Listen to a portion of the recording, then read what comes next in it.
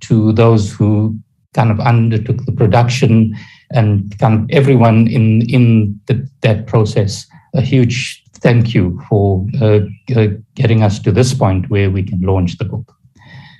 The kind of second preliminary point I'd like to make is to remember those who can't be here with us tonight. There are two kind of authors, Professor Bill Freund and Professor Vishnu Padiachi, who were part of this book, who've unfortunately passed on in the time that it took us to produce the book. For those of you who know Bill and Vishnu, you'll know that they've both been massive influences on my life, both mentors for me, but I also think for a large number of the authors, and for many who are in the audience today. I just like us to think about the two of them for a second.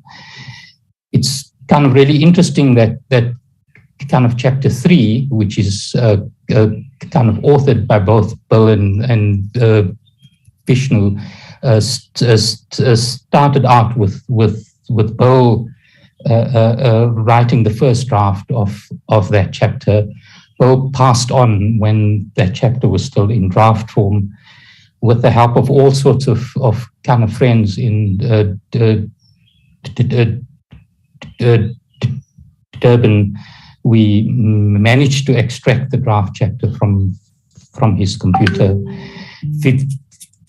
Vishnu then kindly agreed to complete the chapter, which he did, but he passed on as we got to the point where the chapter was almost complete. Vishnu then passed on, and I had the duty and indeed the honor of completing that chapter.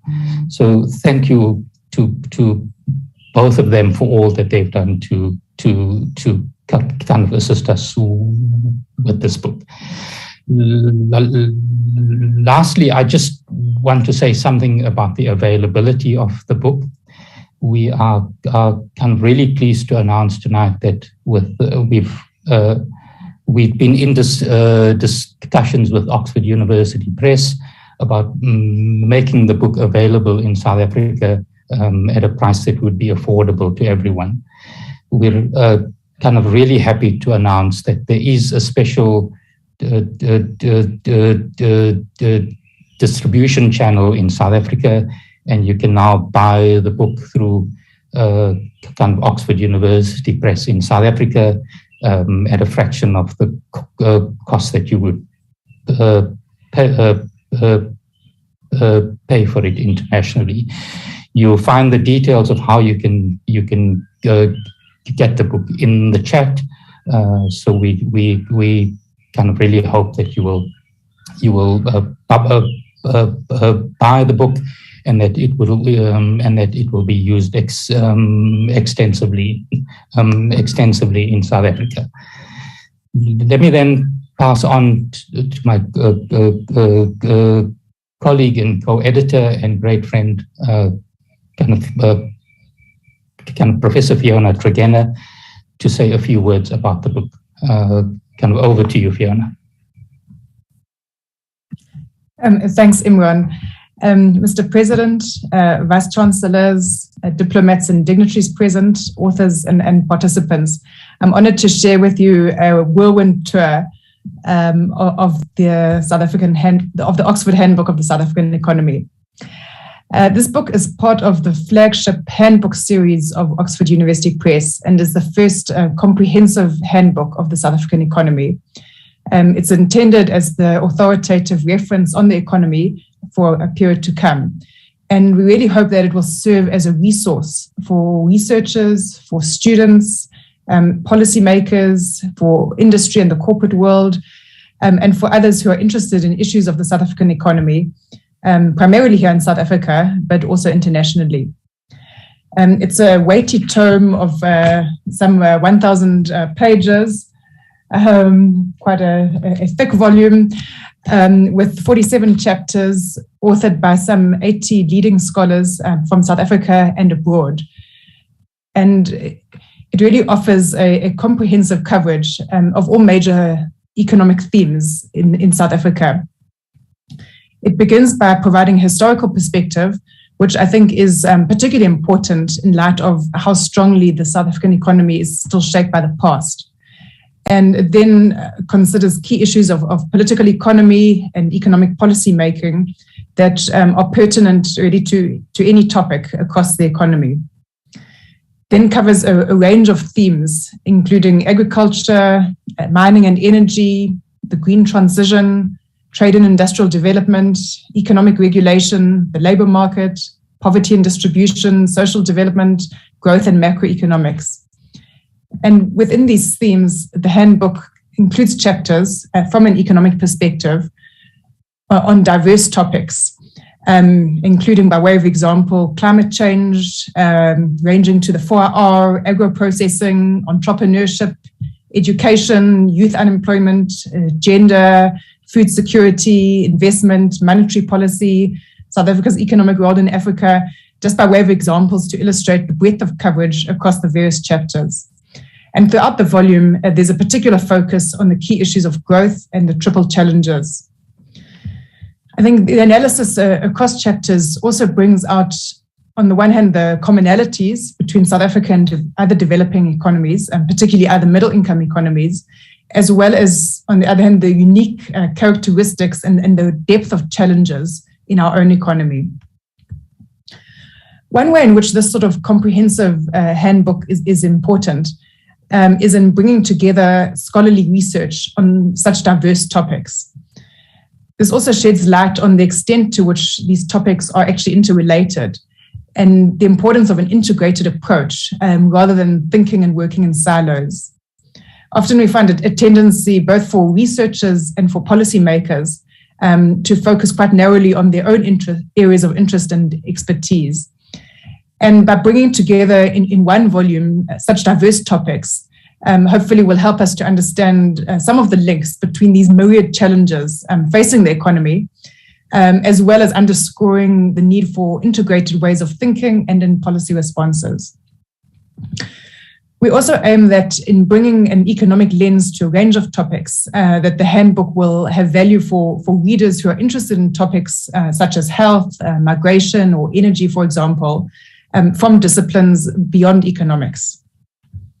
Each of the 47 chapters of the handbook provides a detailed and a state-of-the-art synthesis of the current literature and evidence on its topic, while also making original contributions to knowledge.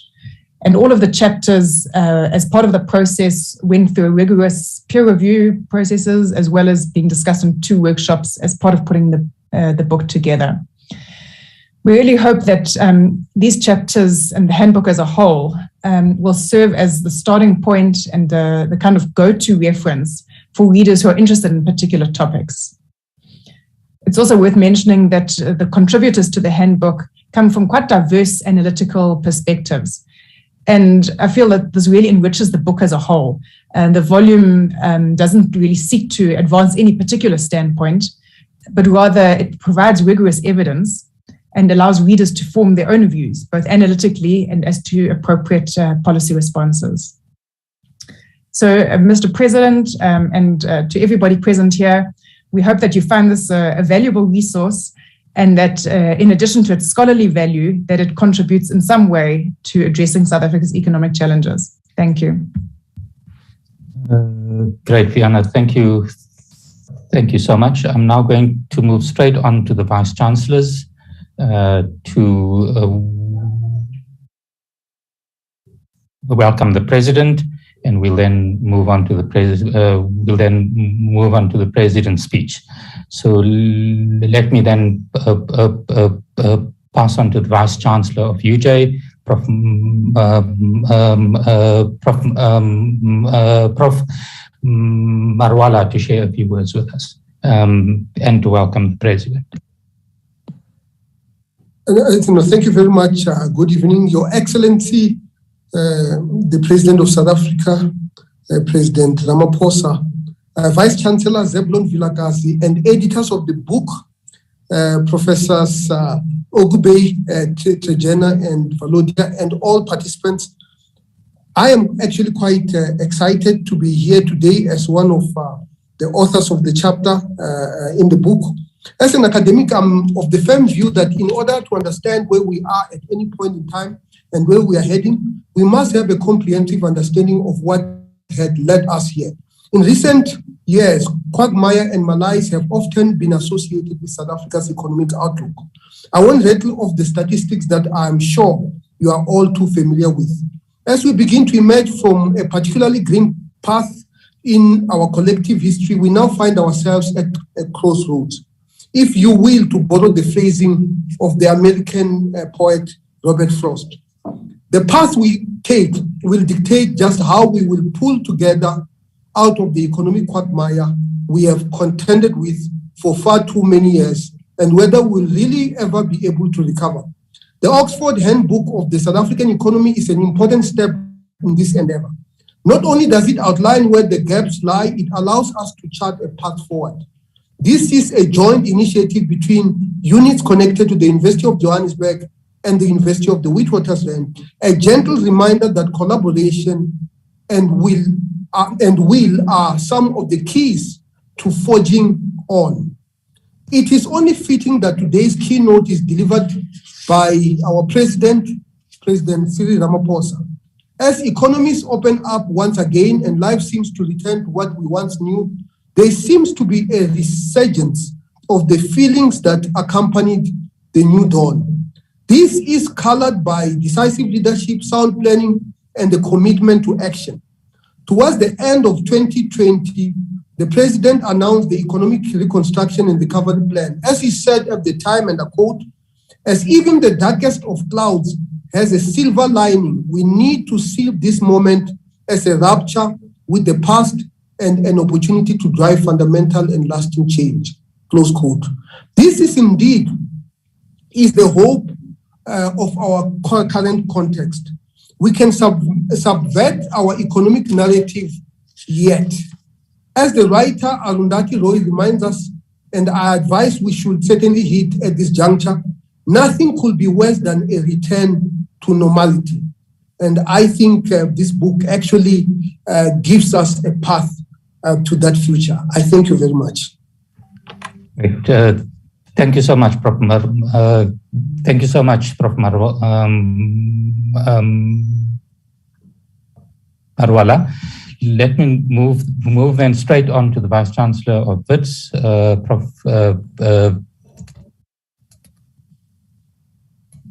Vilakazi, to say a few words and to welcome the President.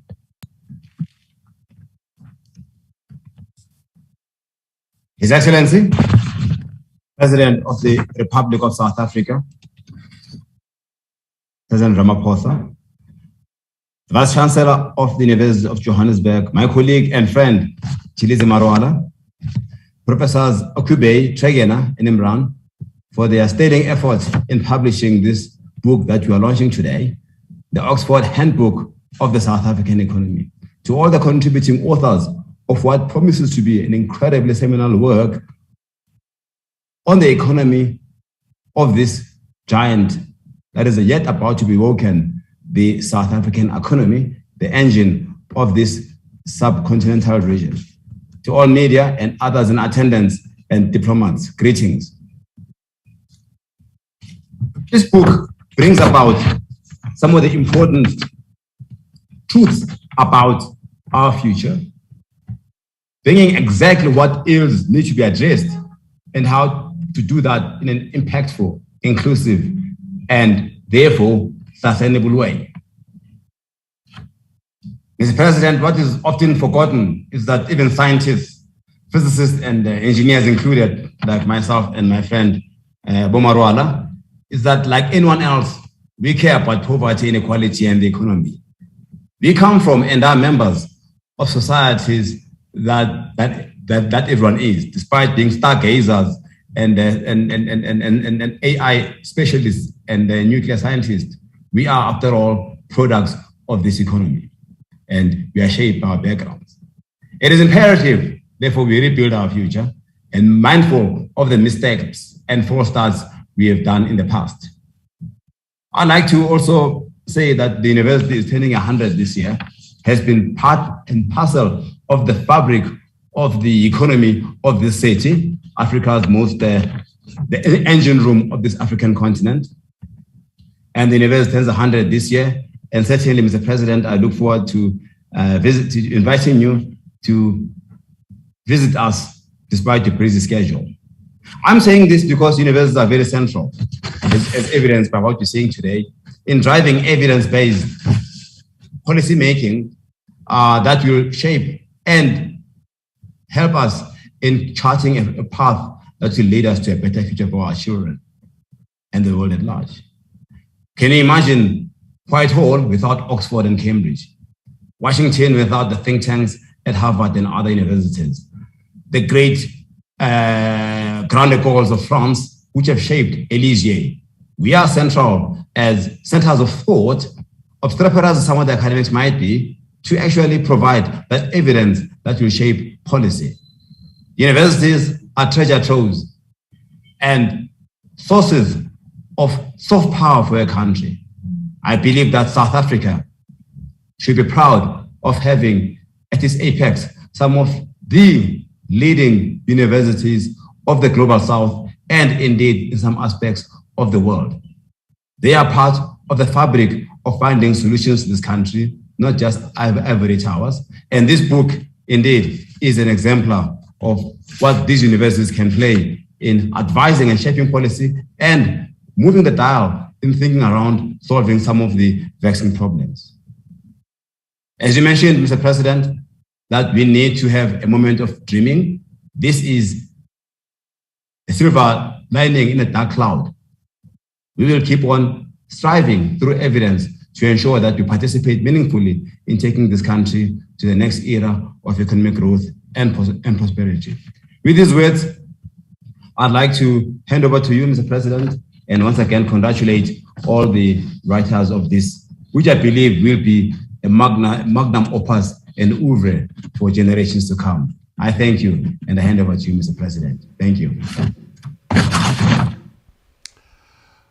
Well, thank you very much, Vice Chancellor of the University of the Witwatersrand, Professor Zebulon Vilakazi, and Vice Chancellor of the University of Johannesburg, Professor Chilizi Marwala, the editors of the Oxford Handbook of the South African Economy, Professor Imran Valodia, Professor Fiona Tregena, and Professor Akebe Okube.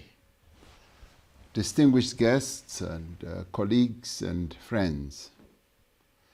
Let me start off by congratulating the writers, firstly the editors of this wonderful handbook, and the writers, and congratulate them and tell them that I really feel honored to have been asked to come tonight to be part of the launch of this book that's written by a galaxy of eminent economists and writers.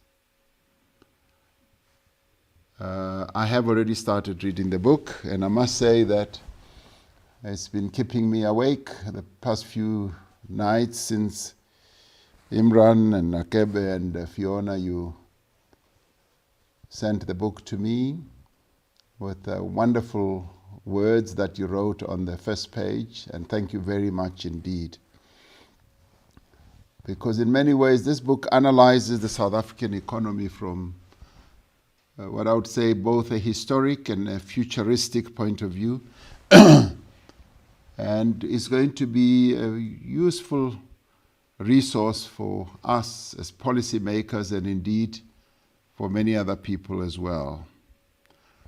And this handbook, which Fiona, you call a tome, and indeed it is a tome, quite heavy, but wonderfully written, simple to read, and it's really great. It comes at a time of great upheaval in the global economy. The COVID-19 pandemic has in many ways depressed economic activity, as we all know, in our own country. It disrupted also global supply chains, which also impacted on our economy.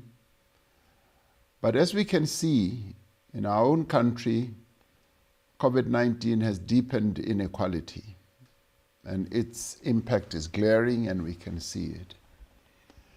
With 2 million people having lost their jobs, and the many who have died, and where poverty levels have just become much more apparent to all of us, and inequality.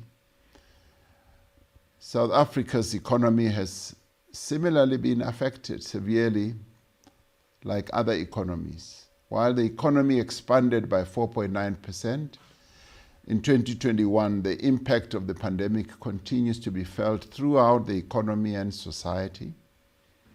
And we know that there is a yawning gap between where we are and where we would like to be. And I think we all agree we would like to be elsewhere, not where we are.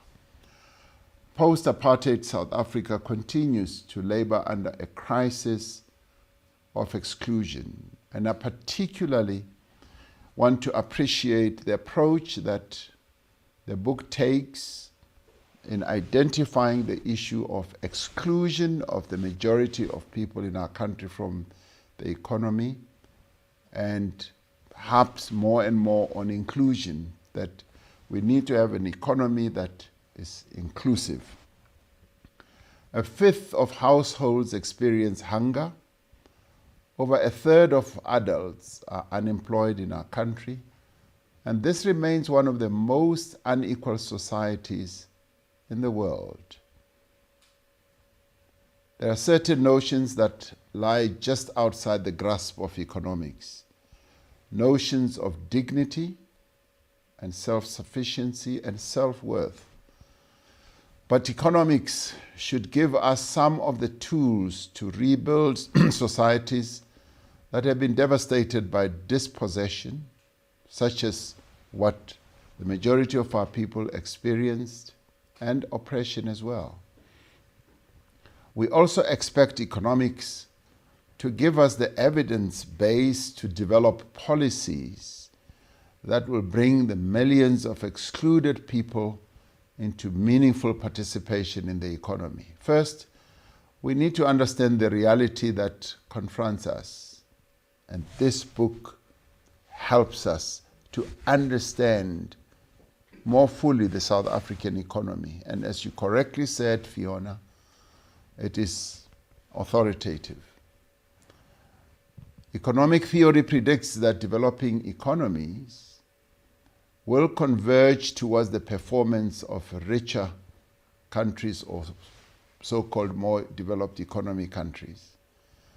Capital flow, or rather capital will flow from where it is abundant to areas of the globe where it is less available, and earn higher returns in those regions of relative capital scarcity. An open economic order, we have been told, will ensure that technology and know-how is diffused across the world, bringing all economies progressively closer to the technological frontier. These predictions are born out of a great extent in the historical experience of a number of countries, but a country like Germany, for instance, a relatively late industrializer in the European context. They can also be traced in the experiences of late industrializers in Asia, particularly countries such as Japan and South Korea. These are economies that have moved beyond the technological frontier and are determining what is cutting edge in various industries. Yet for significant parts of the developing world, especially on our own continent, Africa and Latin America, convergence has been elusive, that convergence they spoke about. In the case of our own country, the past decades have brought periods of divergence. In 1970, GDP per head in South Africa stood at just over half that of the average G7 level, at 53%. By the end of the 80s, South Africa's relative GDP per head had shrunk to a third of the G7 average, and by 1994, it was closer to a quarter. It had really come down. Although there were periods of improvement towards 2009, the ratio fell back to 26% by 2018. By way of contrast, China clocked in at 2% of the G7 average in 1970 and surged to a third by 2018. Massive improvement. We have to ask ourselves why we are falling behind. And this handbook, in a number of ways, provides key answers to a number of questions that arise. The democratic government has developed inclusive policies and arrested this trend of divergence, but there is consensus that far much more is required. With an economy stuck in low gear as we are, battered institutions and declining productivity, an important strand of economic policy making over the past 4 years has been on fixing the fundamentals of the economy. Within government, a key analytical milestone in this regard is the paper that was published by National Treasury in 2018, which looked at inefficiencies in our economy, particularly those plaguing network industries. That paper identified the various ways in which structural constraints raised the costs of doing business, but also the cost of living, and proposed a reform agenda to address these constraints. Now, in practical terms, this reform agenda is an important pillar of the Economic Reconstruction and Recovery Plan, which the two professors spoke about from the University of Wits and Johannesburg, and has found expression in what we call Operation Vulindlela.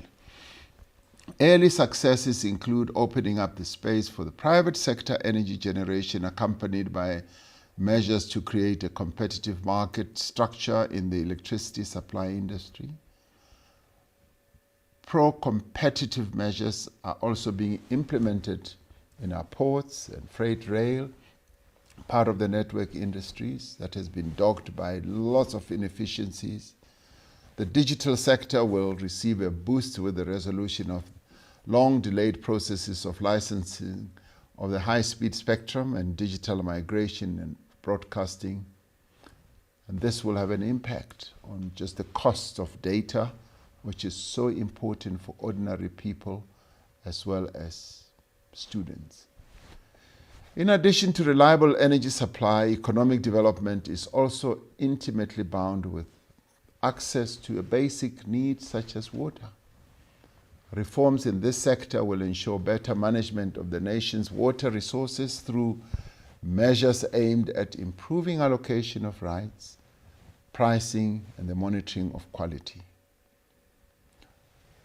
To unleash the energy of the private sector, especially the small and informal segments, where the majority of jobs are created, we have created a red tape reduction team in the Presidency to remove regulatory impediments to entry and growth. Now, all these things such as water, agriculture, and all that are covered in this book, and that is why it is so important, a book. Another major constraint on growth and employment are the relatively low skills levels in the country and in the inadequate outcomes of our education system. The resultant skills gap is also a significant contributor to inequality and undermines efforts to end intergenerational cycle of poverty, where poverty is passed on from one generation to the next.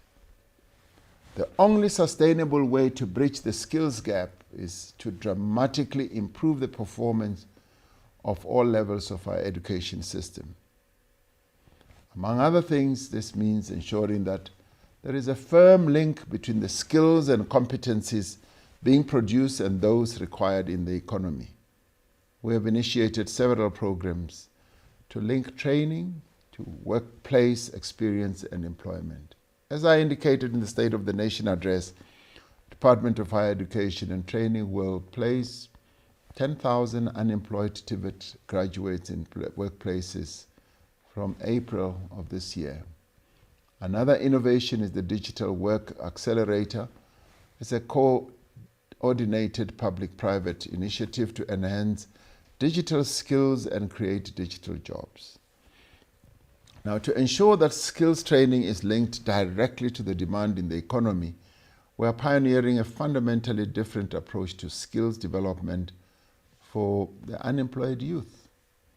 This approach links payment for training provided to placement of candidates in a job opportunity. While we are working to address constraints on growth, we are also pursuing new sources of inclusive economic growth. The socio-economic texture of the South Africa of today is a product of a commodity exporting economy with a small emissions intensive manufacturing sector, although the service sector has gained prominence over time. And we all know, and it's very directly addressed in the book, the economy of our country is highly concentrated. And amongst the authorities that are also cited in the book is how world bodies such as IMF and the World Bank have raised this issue of the over-concentration of our economy, and where it is argued that that is what impedes the growth, one of the reasons why we are not able to grow as we should. Economic activity as a result is clustered in a few, mostly urban centers.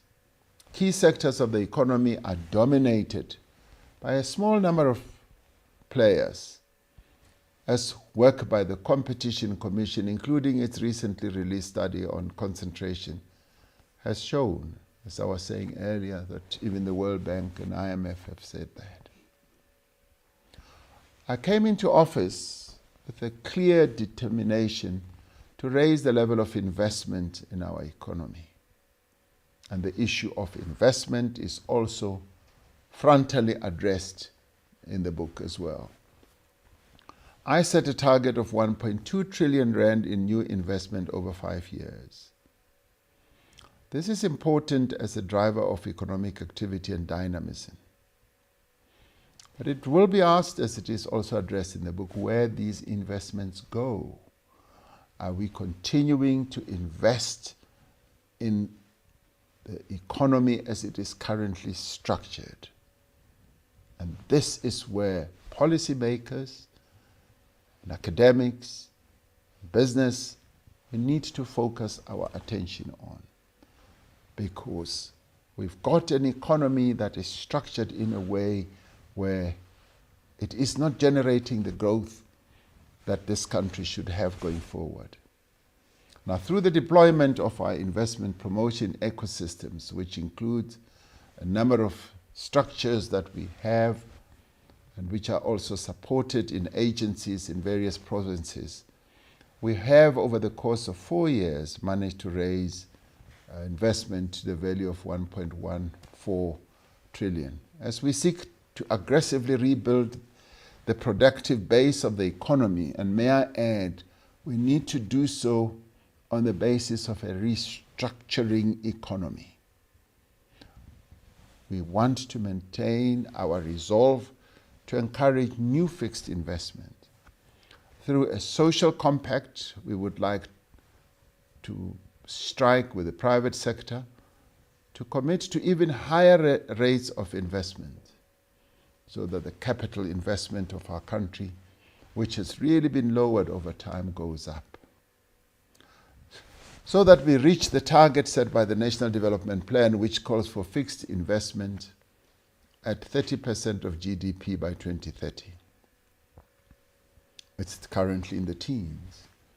Infrastructure development is an important driver of economic growth.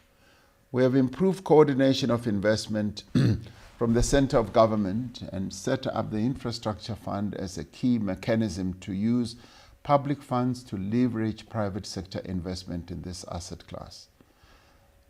As an intellectual community engaged in economic research, many of you would be aware of the immense opportunities that are available as economies transition to lower emissions. Yet for an economy such as ours, the commitments we have made to avert a climate crisis carry with them significant risks. And I'm glad that the book also focuses on climate change and also records what needs to be done. These include the risks to our energy security, scale of industrialization, levels of employment, and economic activity in coal-dependent communities. However, the risks of not undertaking an ambitious and just transition are far greater. Over the past few years, we've developed various institutional mechanisms and policies to steer our just transition. Just this past week, I went to address the Congress of the National Union of Mine Workers, and I was really pleasantly pleased, I must say, to find that they've written a whole document on climate change and how, as a union, as a labor movement, and indeed as a country, we should approach the transition to cleaner energy. Of course, they focus on a number of pillars. One of the key ones is job creation and job retention, as they envisage that new jobs are going to be created, have to be created as we transition. The Presidential Climate Change Commission has provided helpful advice that saw us raise our climate ambition at COP 2026. On the sidelines of COP26, South Africa entered into a historic partnership, as we all have heard, that seeks to unlock $8.5 billion of grant and concessional finance to support investment in reducing emissions.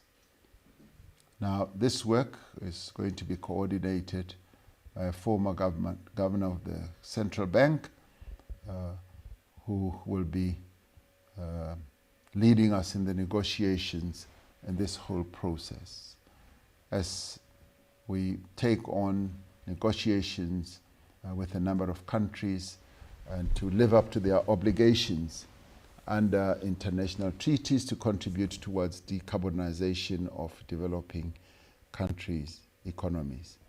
I've not yet established whether this voluminous handbook tackles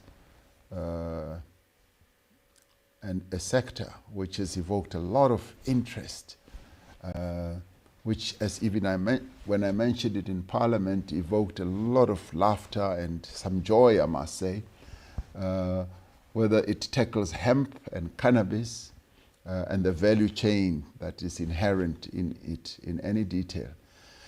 This is one of the sectors we have identified as an important area of growth. In the State of the Nation address, I outlined other sectors that government will support through its various policy levers. These include agro-processing and agriculture, global business services, the digital and technology sectors, the green economy and social economy. I am encouraged that the handbook we are launching today has various chapters dealing with social security, and social development.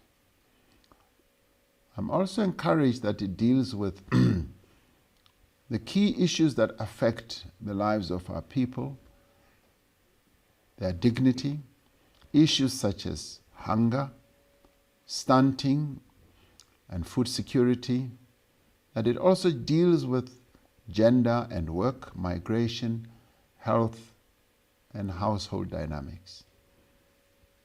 So this is a very comprehensive book, which, as I said, I have found very, very easy to read.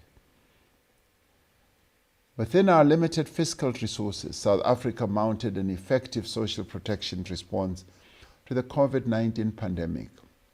I may add, more than many other countries, our peer countries, the public employment programs initiated during the pandemic will soon have created over 1 million work and livelihoods opportunities, and the majority of whom are women, the participants, that is, and young people. The COVID-19 Social Relief of Distress Grant reaches over 10 million unemployed people every month. Through these efforts, we have developed valuable insights about those members of our society who are not part of the existing social security net and who are also excluded from meaningful economic participation, an issue which is so keenly addressed in the book. Yet, there is far more work to be done to strengthen the social safety net and support productive livelihoods. Our socio-economic context demands that as we focus on growth and job creation, we also ensure that no one is left behind. Another significant area of focus is building the capacity of the state. The role of institutions has gained prominence in explanations of economic performance across nations. Strengthening the capacity of the state has been a top priority for my administration. Through the district development model, which we are now rolling out more effectively, we are bringing the 3 spheres of government together with other social partners to achieve inclusive local economies. And this is going to enable us to get local players, local government, to focus on the growth of economies at the local level. Because as I've often said, investments don't take place at the union buildings. They take place at the local government level, where people live. We're taking steps to professionalize the public service, strengthening criteria for recruitment and advancement, and building a culture of career-long learning and development. We know both from our experience of governance and the reports of the State Capture Commission how deeply damaging state capture and corruption has been. Apart from the substantial resources that were stolen from the state, these activities eroded the capabilities of vital institutions, and in some cases really denuded those institutions of capable people, as a number of them were driven out deliberately so that malfeasance can find a place to grow. And rebuilding these institutions is therefore for us an economic imperative. Equally important are the efforts underway to prevent the destruction of economic infrastructure by criminal syndicates who extort money from businesses, and organized crime and gangsterism that is just becoming rife in the country. Crime and violence has both a huge human cost and an economic cost. That is why we have prioritized the stability of the leadership of our law enforcement agencies, security services, and criminal justice entities, and are working to ensure that they are better resourced and capacitated. Now, as we launch this Oxford Handbook of the South African economy, we are in effect reaffirming the importance of improving the quality of national dialogue on the economy.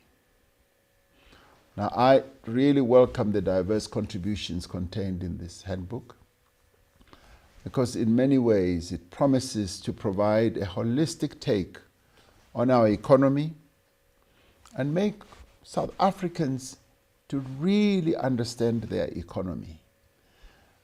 To understand the economy through the years of apartheid and also a bit of a take on what colonialism did to structure our economy as it has. As the book says, our economy really has its roots from the past, the colonial and apartheid past.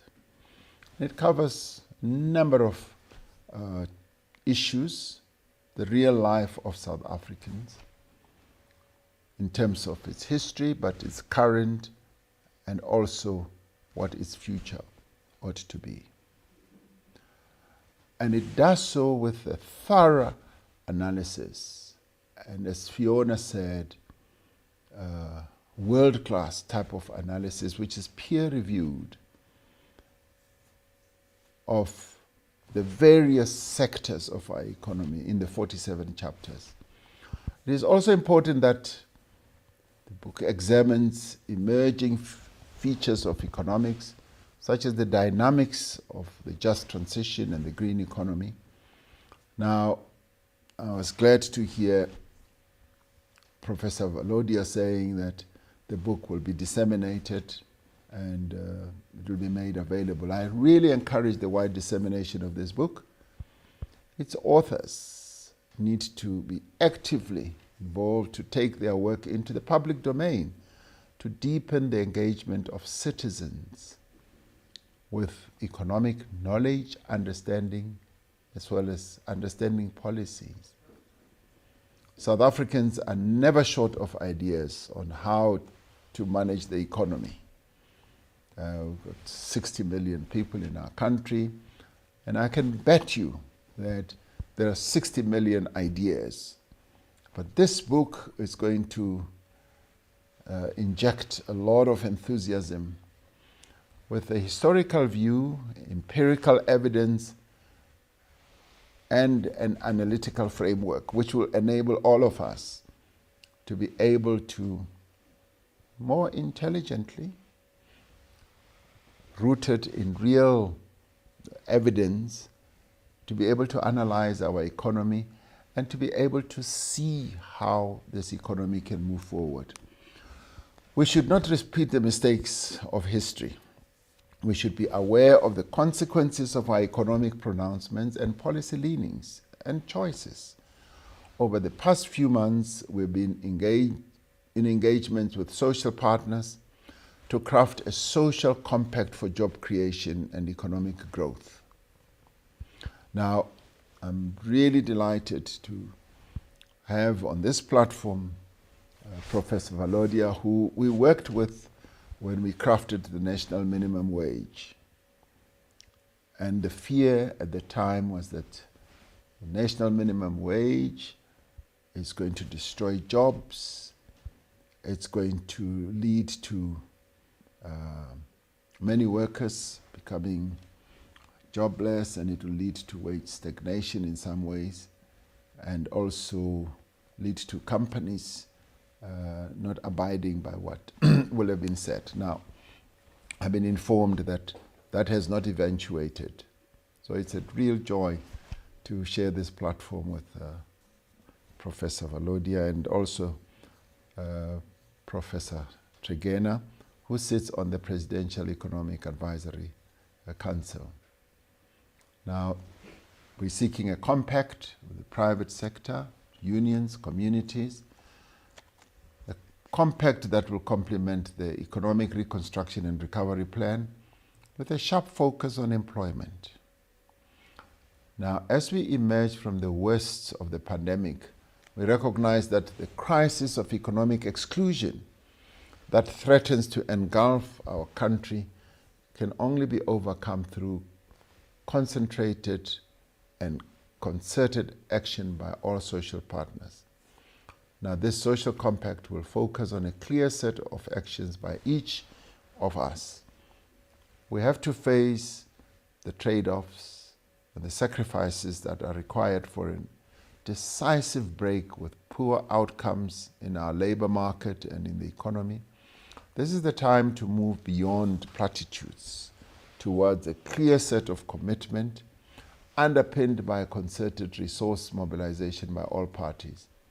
We trust that the analytical work produced by this intellectual community, who I call a galaxy of really well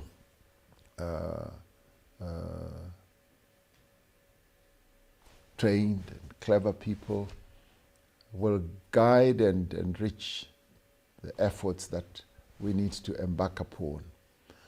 So I'd like to say thank you, and I'm glad to have been made part of this launch. This is, in my view, a really historic moment. And to you, Fiona, Imran, Akebe, I really thank you for having led this work, and to all the writers. Thank you very much. You've really made a great contribution to our understanding of economics in our country and our own economy. So I thank you. Thank you very much. Thank you so much, President, for those kind words and for an inspirational speech. For me, there were three hallmarks of your speech, which comes across in everything that you do. The first is your commitment to kind of science and knowledge. Secondly, your commitment to an evidence-based policy making process. And thirdly, to the need for us to have public engagement and debate and consensus about the pathway that we follow. So we're extremely grateful to you, Mr. President. I'm going to now pass on to Prof. Akube, who's the third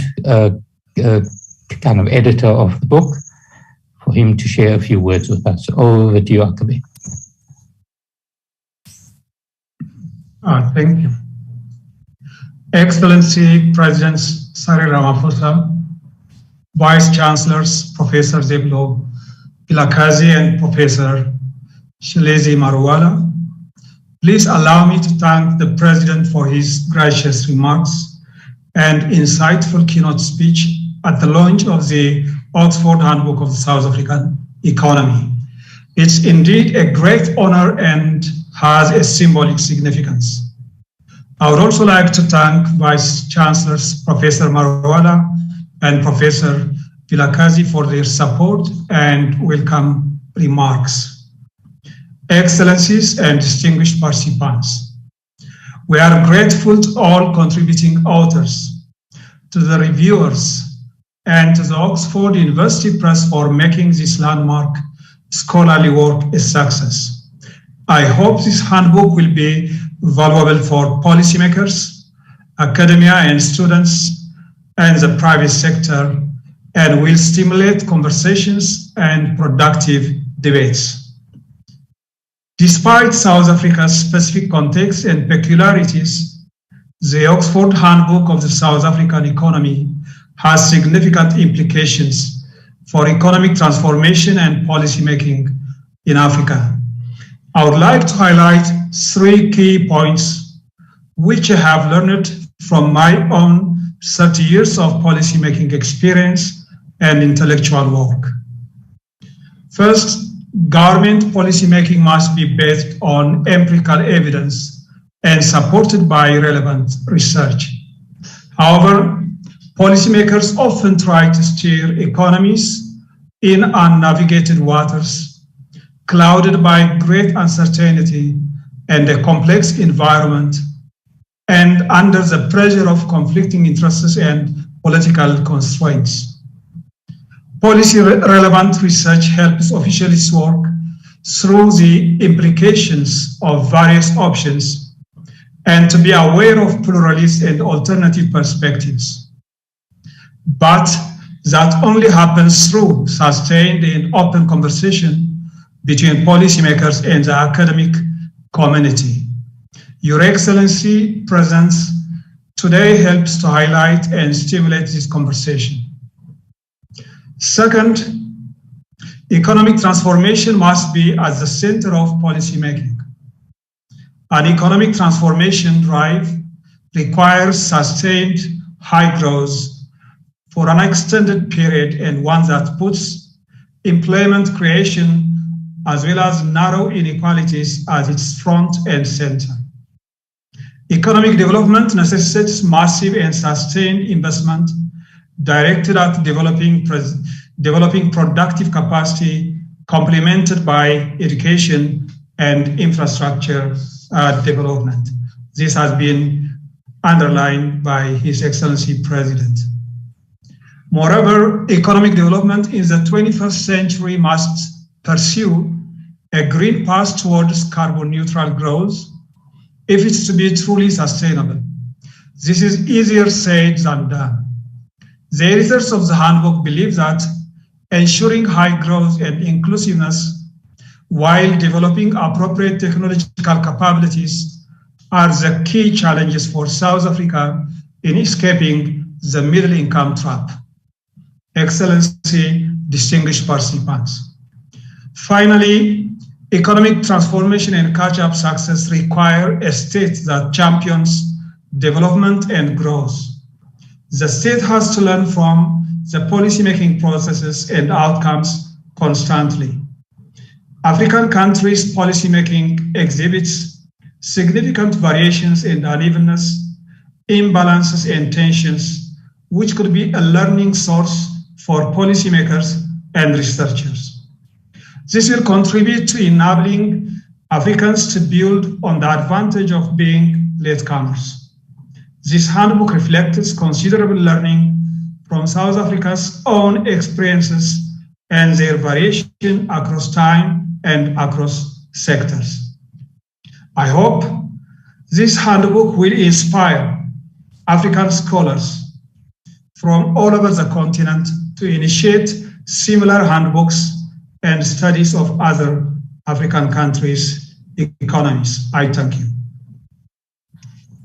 Right, Kabir.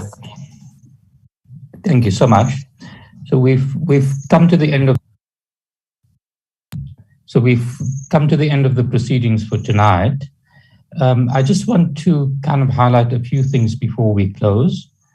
The first is that this is the first of a series of book launches that we're planning. We're planning to have a number that would deal with the actual chapters, and kind of plan to have them kind of in sections across the country. So please look out in the press for that, and we'll share details of that. Let me thank the President, his entire team, kind of all of the authors who contributed to the book, the publishers, kind of all of our teams who were involved in the production of the book, the Vice Chancellors and their teams for kind of assisting us to get the event tonight done with kind of so much of effect, and with so much of grace. We've been joined by something around 700 people, which I think might make this the largest book launch ever in South Africa. Thank you for that, Mr. President. Lastly, I just want to thank the teams that were involved in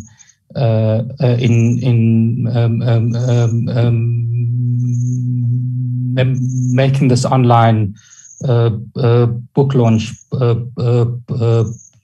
possible tonight, especially the whole of the administration team in SCIS and the whole of the administration team in Prof Tregena's NRF chair. We're all really grateful for the work that you've done. I do have to single out one person who did all of the work to get the event done and made sure that it happened in a spectacular way. Thank you so much, Kitso, for all that you've done to make tonight possible. With those words, then let me close the event. Thank you again, Mr. President, and good night to everyone.